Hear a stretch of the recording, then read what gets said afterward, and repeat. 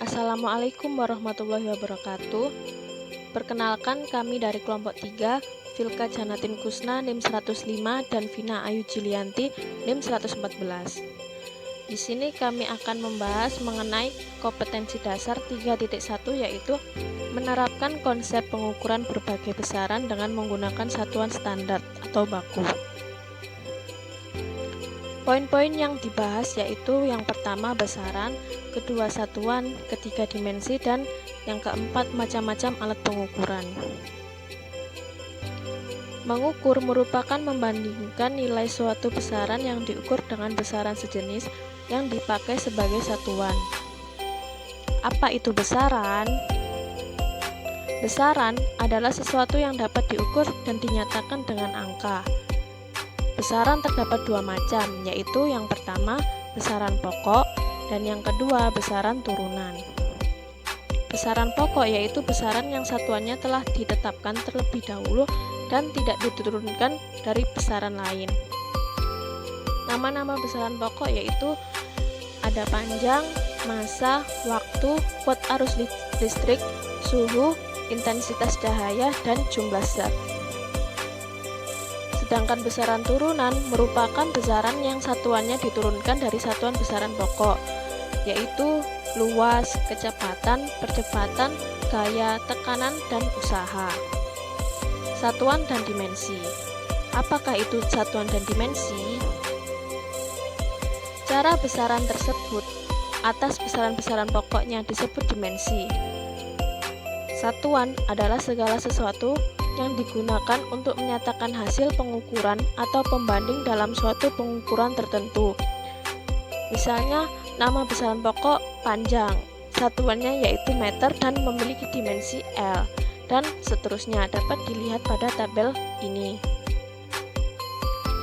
Satuan dibedakan menjadi dua, yaitu satuan baku dan satuan tak baku.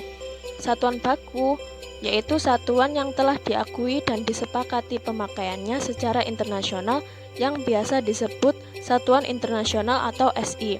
Contohnya meter, kilogram, dan detik. Sedangkan satuan tidak baku termasuk dalam satuan yang tidak diakui secara internasional dan hanya digunakan di suatu wilayah tertentu. Contoh dari satuan yang digunakan oleh masyarakat adalah jengkal, depah, hasta, kaki, lengan, tumbak, bata, dan langkah.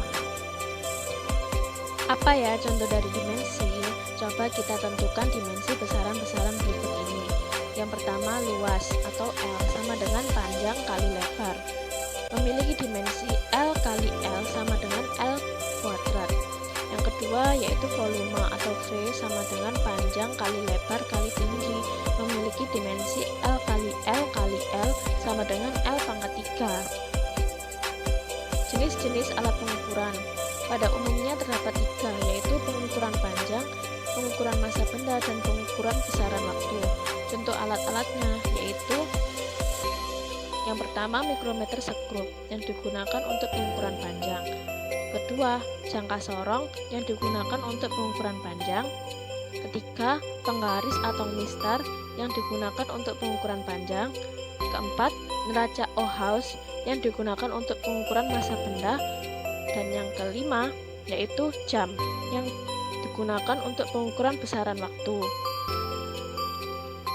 Lalu bagaimana cara menggunakan alat ukur yang mudah kita jumpai selama ini? Yang pertama yaitu mistar yang digunakan untuk mengukur panjang.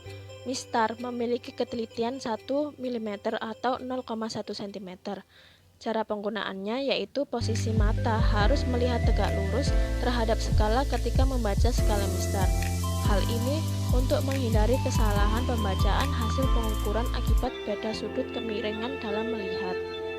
Lalu, jangka sorong yang digunakan untuk ukur panjang. Ketelitian jangka sorong yaitu 0,1 mm atau 0,01 cm. Cara penggunaannya dengan menggeser rahang sejauh ukuran benda. Rahang yang tidak fix digeser sejauh ukuran benda. Setelah itu, geser lagi ke arah benda dan pastikan tidak ada jarak atau kedua rahang menyentuh dan menjepit benda. Selanjutnya, kunci dan membaca nilainya. Lalu, jam, alat ukur waktu. jam bisa digunakan untuk stopwatch atau mengukur waktu. Cara penggunaannya yaitu dengan menekan tombol start. Setelah itu jarum akan berputar dan berkalibrasi secara periodik. Selanjutnya tekan tombol tersebut untuk kedua kalinya. Hal ini untuk menghentikan. Selanjutnya yaitu mikrometer screw yang digunakan untuk mengukur panjang. Memiliki ketelitian 0,01 mm atau 0,001 cm.